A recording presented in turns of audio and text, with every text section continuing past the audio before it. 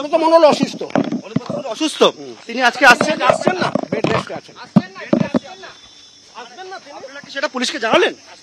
আপনাকে সেটা পুলিশকে জানালেন? তিনি আজ এখনো জানি না। আর ফার্দার কোনো কথা বলবো না, একটা বিষয় সেটা হচ্ছে অনুব্রত মণ্ডল, আমি বলছি আপনি তো এলেন, পুলিশকে ইনফর্ম করলেন, গেলাম, দেখলাম আইনজীবীর সঙ্গে। আমার বক্তব্য একটাই, অনুব্রত মণ্ডল তিনি, তার বিরুদ্ধে মামলা হয়েছে, পুলিশের নোটিশ গেছে, এবং তার পরবর্তীকালে আপনারা কি জানালেন পুলিশকে?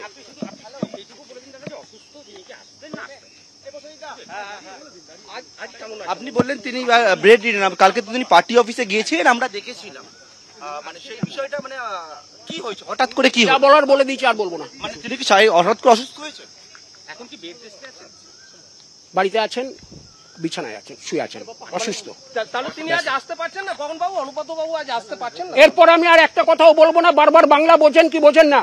না, আপনারা যেহেতু একটা বিষয় মামলা হয়েছে, সেই মামলার কারণে আপনারা কোর্টে জেনে নিন, আপনারা কোর্টের দ্বারস্থ হয়েছে, পুলিশের কাছে জেনে নিন।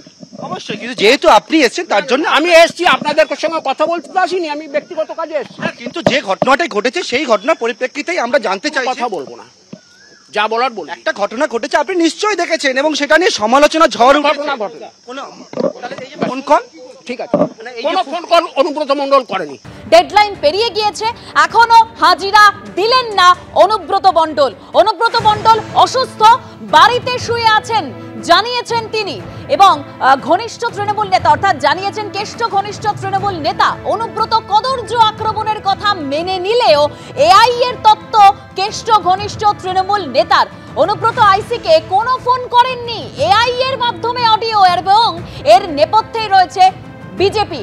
অভিযোগ কেষ্ট ঘনিষ্ঠ তৃণমূল নেতার। একেবারে আমরা গতকালও দেখেছিলাম আইনজীবীদের টিম এসডিপি অফিসে পৌঁছে গিয়েছিলেন, তখন তাদেরকে যখন জিজ্ঞাসা করা হয়েছিল তখন আইনজীবীরা তারা বলেছিলেন যে সৌজন্য সাক্ষাৎ। আজকেও এসডিপিও অফিসে অনুব্রত মণ্ডলের আইনজীবীর ডেডলাইন পেরিয়ে গিয়েছেন, এখনো পর্যন্ত হাজিরা দেননি অনুব্রত মণ্ডল। আর অন্যদিকে কেষ্ট ঘনিষ্ঠ এক তৃণমূল নেতা তিনি কি বলছেন যে অনুব্রত মণ্ডল অসুস্থ রয়েছেন, বাড়িতে শুয়ে রয়েছেন তিনি, এবং তিনি বিস্ফোরক কথা বলেছেন।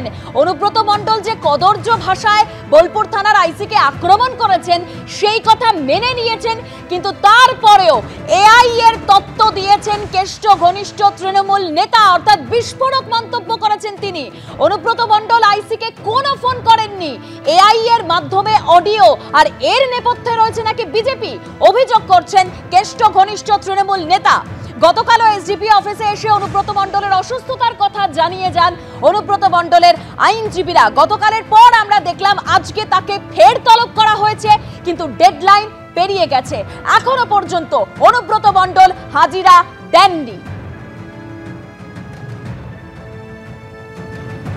অনুব্রত মণ্ডল হাজিরা দেননি, এবং তারপরেও যেটা দেখা গেল, অনুব্রত মণ্ডল ঘনিষ্ঠ একজন তৃণমূল নেতা তিনি কি বলছেন যে অনুব্রত মণ্ডল অসুস্থ, বাড়িতে শুয়ে রয়েছেন, এবং তিনি বলছেন যে আইসিকে অনুব্রত মণ্ডল কোনো ফোন করেননি, ওটা এআই এর মাধ্যমে অডিও, আর এর নেপথ্যে বিজেপি রয়েছে। বিস্ফোরক কথা বলেছেন তিনি, একেবারে সেটা ধরা পড়েছে আমাদের ক্যামেরায়, একদম আমাদের প্রতিনিধি পার্থপ্রতিম ঘোষ কথা বলেছিলেন।